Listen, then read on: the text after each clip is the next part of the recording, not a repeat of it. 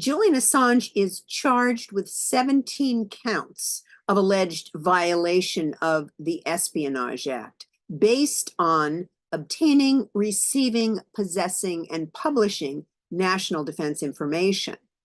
He's accused of recruiting sources and soliciting confidential documents just by maintaining the WikiLeaks website that stated that it accepted these materials.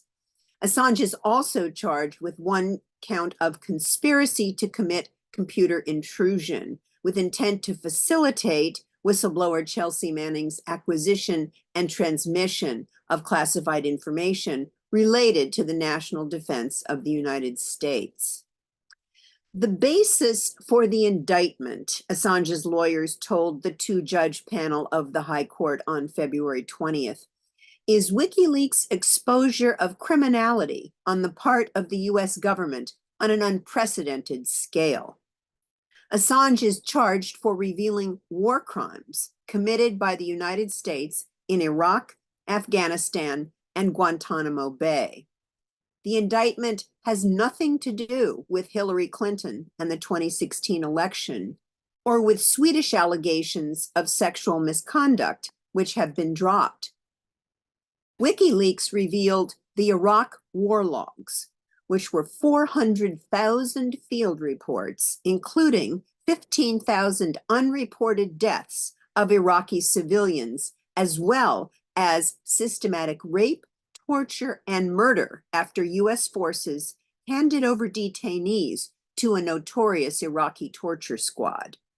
The revelations also included the Afghan War Diary, 90,000 reports of more civilian casualties by coalition forces than the US military had reported.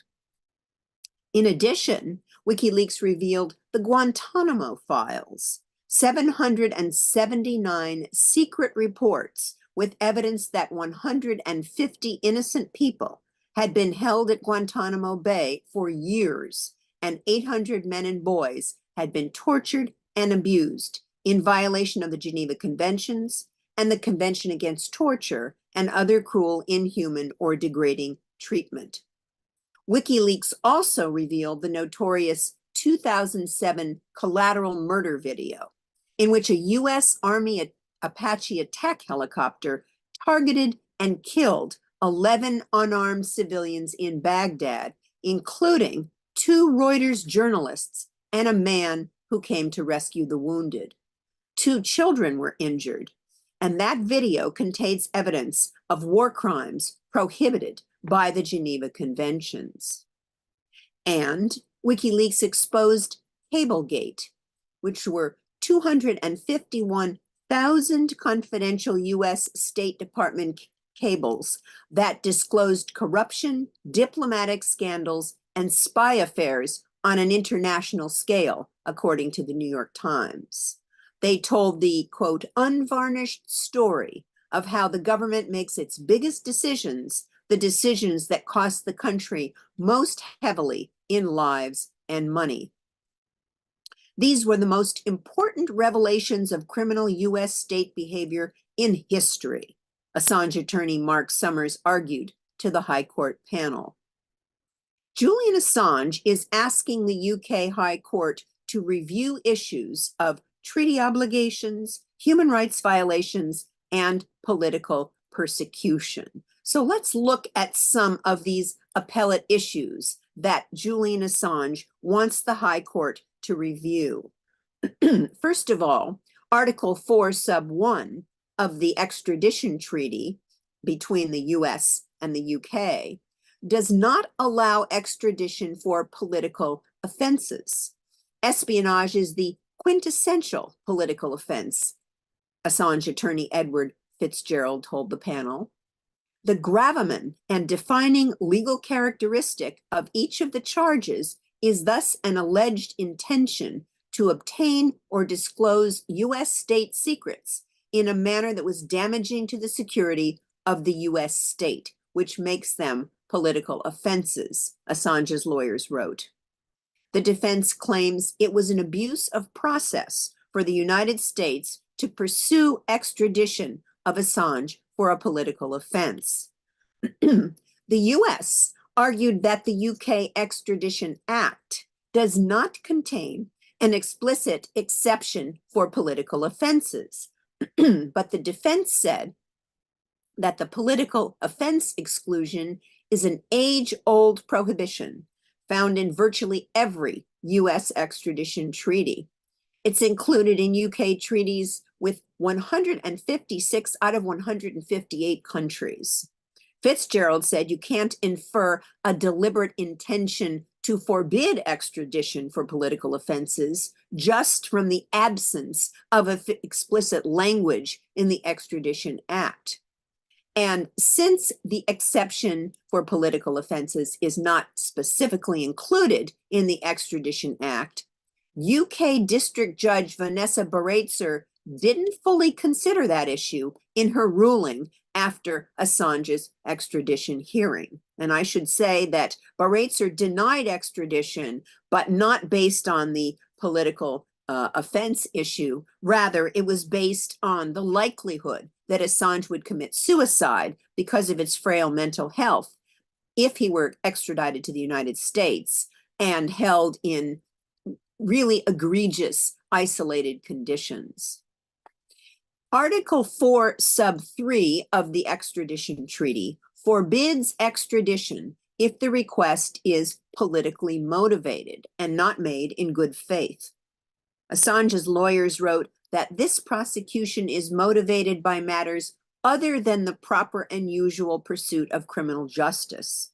It is motivated instead by a concerted intent to destroy or inhibit the publishers of evidence of state criminal ability and thereby put a stop to the process of investigating, prosecuting, and preventing such international crimes in the future. One of the judges on the panel asked the defense for more information on this point. They seemed very interested in it. Attorney Summers argued to the panel that although the WikiLeaks revelations at issue in the indictment occurred in 2010 to 2011, Assange wasn't indicted until 2018 to 2019. There was a secret indictment during the Trump administration in 2018, and then it became public in 2019. And that was because WikiLeaks revealed CIA spying tools in 2017, known as Vault 7, which enabled the CIA to tap into people's cell phones and smart TVs, turning them into listening devices. Those revelations of the CIA spying program infuriated Trump's CIA director, Mike Pompeo, who denounced WikiLeaks as a hostile, non-state intelligence service. That designation would allow the CIA to act without the knowledge of Congress. It was a way to circumvent Congress.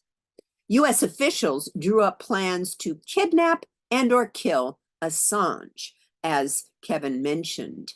The Justice Department expedited the indictment of Assange to facilitate prosecution once he was sent by extraordinary rendition to the United States. Extraordinary rendition involves sending an individual to another country without legal process, usually for purposes of torture. This prosecution only emerged because of that rendition plan, Summers said. In addition, extradition based on political opinion is forbidden. Under the 1985 Supplementary Treaty, the judicial branch, the courts, have the authority to consider whether an extradition request is motivated by a desire to punish a person for his or her political opinion. Exposing state criminality is a political act/opinion, Assange's legal team wrote in its renewal skeleton for the appeal.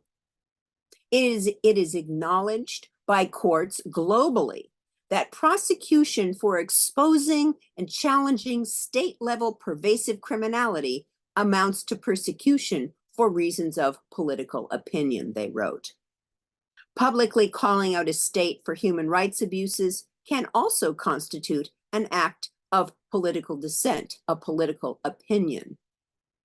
As his defense team wrote in its closing submissions, Assange's political opinions that led to his indictment included his exposure of crimes against humanity and accountability for such crimes, as well as his belief in political transparency as a means to accomplish democratic accountability, and his anti-war, anti-imperialist beliefs. Indicting Assange after WikiLeaks' expose of Vault 7 in 2016, 6 years after WikiLeaks' 2010-2011 revelations of war crimes, is further evidence that Assange was charged for his political opinions. The collateral murder video is the most important revelation since Abu Ghraib, Summers told the panel. And of course, Abu Ghraib was that notorious prison in Baghdad where US military and CIA forces tortured Iraqis. And when those gruesome photographs were leaked, it became public all over the world. And so Summers says that the collateral murder video is the most important revelation since Abu Ghraib. The cables Assange published disclosed extrajudicial assassinations. That means without any legal process at all, illegal, basically, extrajudicial assassinations, rendition, torture, dark prisons, and drone killings. Summers said the Guantanamo files revealed a colossal criminal act. The defense pointed out that WikiLeaks revelations actually saved lives. After WikiLeaks published evidence of Iraqi torture centers established by the United States, the Iraqi government refused President Barack Obama's request to grant immunity to US troops who committed criminal and civil offenses there.